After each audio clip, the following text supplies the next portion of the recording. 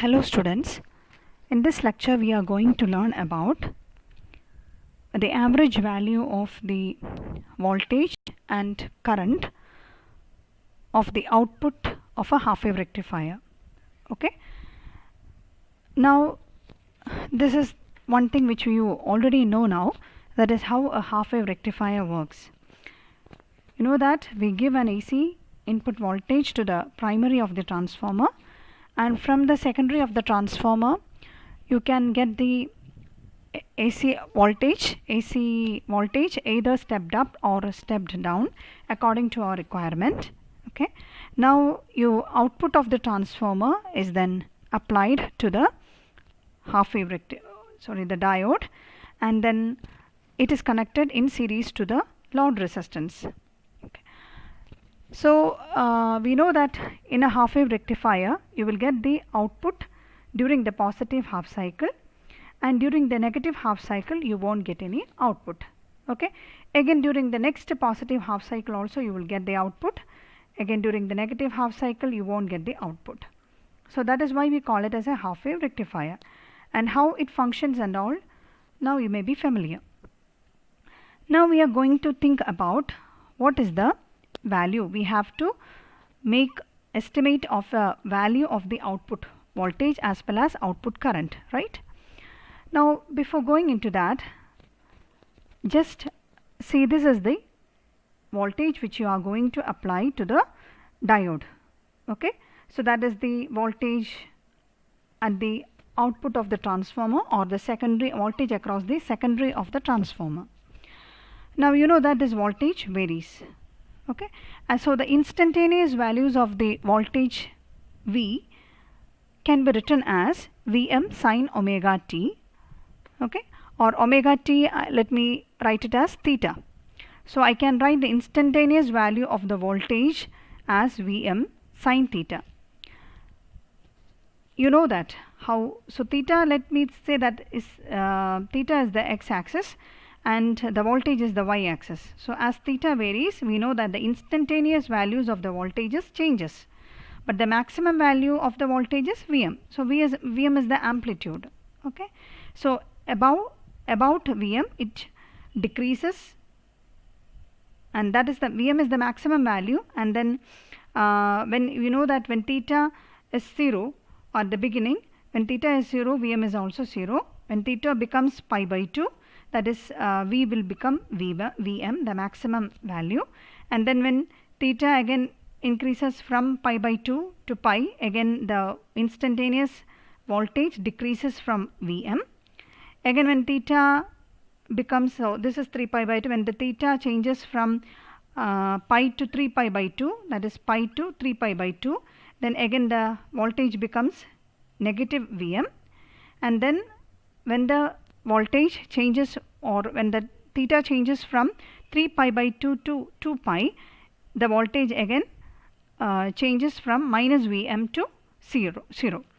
So from this what we say understand is that this instantaneous voltage is what you see in the AC supply, and that is what we have written as V, and Vm is the maximum value of the voltage. Okay. And then what you have to keep in mind is that this maximum value of the voltage, or this voltage, is the one which appears at the secondary of the transformer, or it is the voltage which is being applied to the diode. Okay. Now what we have drawn here is the graphical representation of the output voltage as well as load current. Okay. Now we know that output we have for the positive half cycle, and there is no output for the negative half cycle. Okay. Similarly, current is basically voltage divided by resistance. So this value will be numerically, it will be lesser than Vm. So I can say that this voltage, this current also we will have output current during the positive half cycle and no output current during the negative half cycle. Okay. But we know that we have to have an estimated value, or we should have a, if this voltage actually changes, but then we should have an representation numerically, some value to represent this voltage, right? So we define a voltage as VDC. basically what VDC is, this is the average value of this voltage. We know that the voltage changes, it increases then decreases, then you don't have anything during this negative half cycle. From 0 to 2 pi, if we see that there are many values for this output voltage, it increases then it decreases, and then there is no voltage here.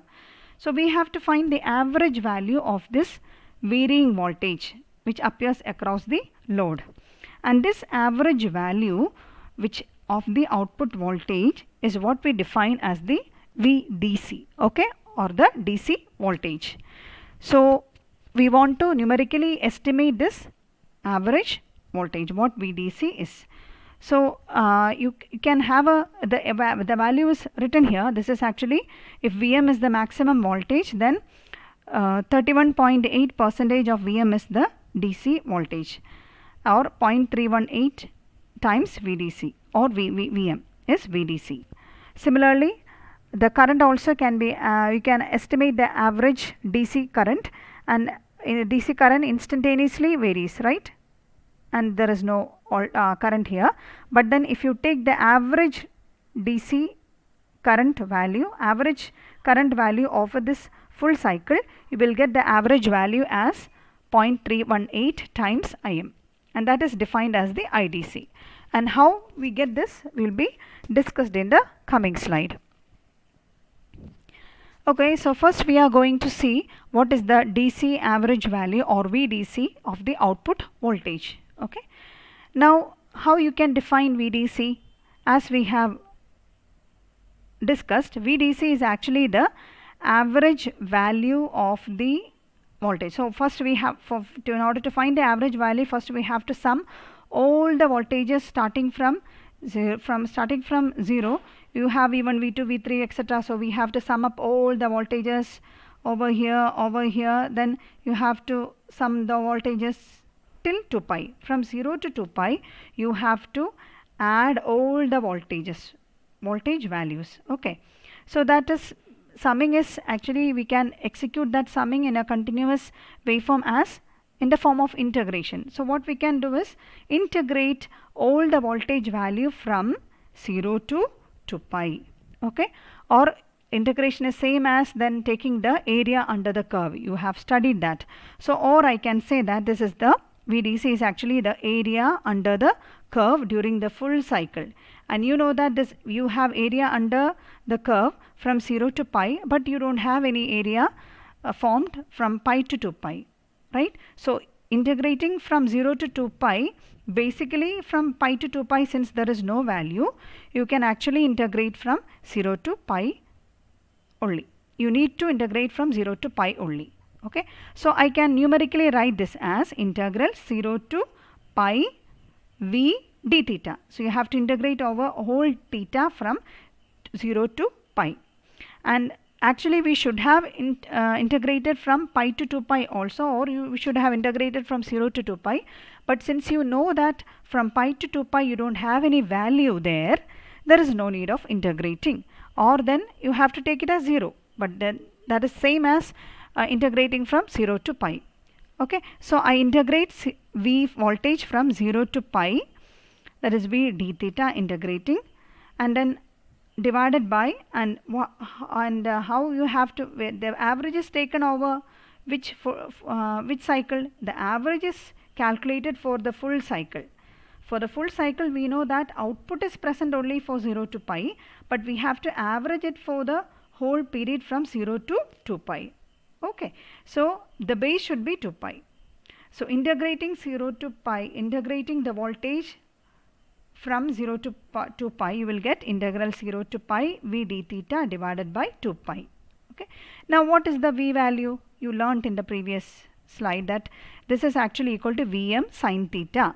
Okay, so I substitute V as Vm sin theta. So d theta is there, integral 0 to pi, then 2 pi I have taken out. Okay, now you integrate Vm by 2 pi, you can take out, and then integrate sin theta d theta. So integrating sin theta d theta, you will get minus cos theta. So I wrote minus cos theta, then you have to apply the limit 0 to pi. Then when you apply the limit, you will get try to apply that, and you find out, you will get it as plus 1 minus of minus 1, you will get the whole part of this as 2. So Vm by 2 pi into 2 you will get, then you can cancel the 2, and then you will get Vm by pi. And when you calculate this Vm by pi, or when you calculate 1 by pi, you will get the value as 0.318 times Vm.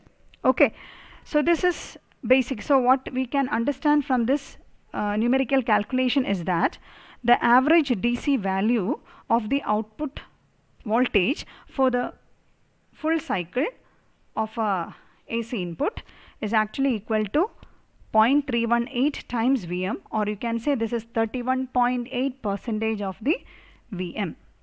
And this average, I can write that average value of the output DC voltage is 31.8% of the maximum AC input voltage. Maximum AC input voltage is Vm. So out of the Vm you will get the average VDC is only 31.8%. Basically you will think that it is actually through the midpoint or 50% of the Vm, but you have to remember that when you integrate you don't have this part. So this is 0, this part is 0. So basically you will get an average value below the mid value, right? So that is what we get, how we get it as 31.8% of the Vm. So I hope you understood. Now we will think of how you can calculate the current. So this is the current, load current, or the output current across the load. That also will have a similar form like the voltage. Okay, but the value will be different because current is different from the current value is different from the voltage value, right? So we can define this current I as IDC equal to VDC by RL, because current is voltage by R, resistance which we think here is the resistance, the load resistance, that is RL. So I can write current IDC as VDC by RL. And now what is VDC? You have learned VDC is Vm by pi, that you have derived in the previous slide. So that is VDC. VDC is Vm by pi. Then I wrote RL. Okay. Now you see what is Vm by RL? Vm by RL is Im, because voltage by resistance is current, right? So I can substitute Vm by RL as Im. So that is Im by pi. Now you see what is Im by pi again. If I take the 1 by pi, you will get the value as 0.318. So you will get IDC as 0.318 times Im, or we can say that the average value of the output DC current is also 31.8% of the maximum input current. Okay, so we understood or numerically derived the output value of the DC current and the DC voltage of a half-wave rectifier, and it turns out to be 31.8% of the maximum AC values. Okay. Now one more thing we have to consider here is that when you derive the average values, one thing which we forgot about was the resistance of the diode. So we divided that with the load resistance, but we never thought about the resistance of the diode. But we know that practically the diode has a slight forward resistance, right? A smaller forward resistance. But if you consider that forward resistance also, you can modify the VDC, okay, the average DC voltage, because what you have defined was average VDC was equal to Vm by pi, right? Vm by pi. But here now, so average VDC what you have learnt was VDC equal to Vm by pi. But then a small amount of voltage will be lost across the diode, right? So a small voltage will be formed across the diode, and that depends upon the resistance of the forward resistance of the diode. So you have to actually, for the actual VDC value, you have to subtract that that voltage which is formed across the diode. So actual VDC value, when you consider the forward resistance of diode, is actually Vm by pi minus IDC into RF. So from the Vm by pi you have to reduce the voltage which appear across the diode. Okay. Now similarly you have derived that IDC as Vm by pi into RL, but then here along with the RL you will have a forward resistance of the diode also. If you consider the forward resistance, then you have to, along with the RL, you have to also account the RF value also. So if the forward resistance of the diode is if we are considering it, or it is given to us, then you have to consider that also. So the average value of the VDC and IDC will slightly get modified based on the value of the, according to the value of the forward resistance of the diode. Okay. Now you have to understand one more thing, and that is the peak inverse voltage. Okay. Now you see that during the positive half cycle, we know that the diode very easily conduct, and you'll get the very small resistance will be dropped across the resistance, and then you will get the majority of the voltage from the load resistance. Okay. But then you think about the negative half cycle. So during the negative half cycle, what happens? We know that the diode will not conduct. Okay. But in the negative half cycle, the maximum voltage is, we know that it is negative Vm, right? So that the maximum voltage which appears across the diode is actually minus Vm, or I can say that the maximum reverse voltage which appears across the diode is Vm. Okay, so if you measure the voltage across the diode, that will be Vm. If the maximum voltage which AC voltage which you apply to the diode is Vm, then the maximum voltage which appears across the diode will also be Vm. So this is the maximum reverse voltage which appears across the diode, or you can say that this is the maximum voltage which the diode withstand during the reverse bias condition. And this voltage is what you term as the peak inverse voltage. That is, when the diode is reverse biased, the maximum reverse voltage that appears across the diode is what we term as the peak inverse voltage. What is the peak of the inverse voltage or the negative voltage? Peak of the negative voltage which is applied across the diode, and that is actually what is termed as the peak inverse voltage. So if Vm is the maximum of the AC input voltage which you apply to the diode, then the peak inverse voltage can be defined as the Vm itself. Okay, I hope you understood, and if you need any more clarification, please comment. Thank you for patient listening.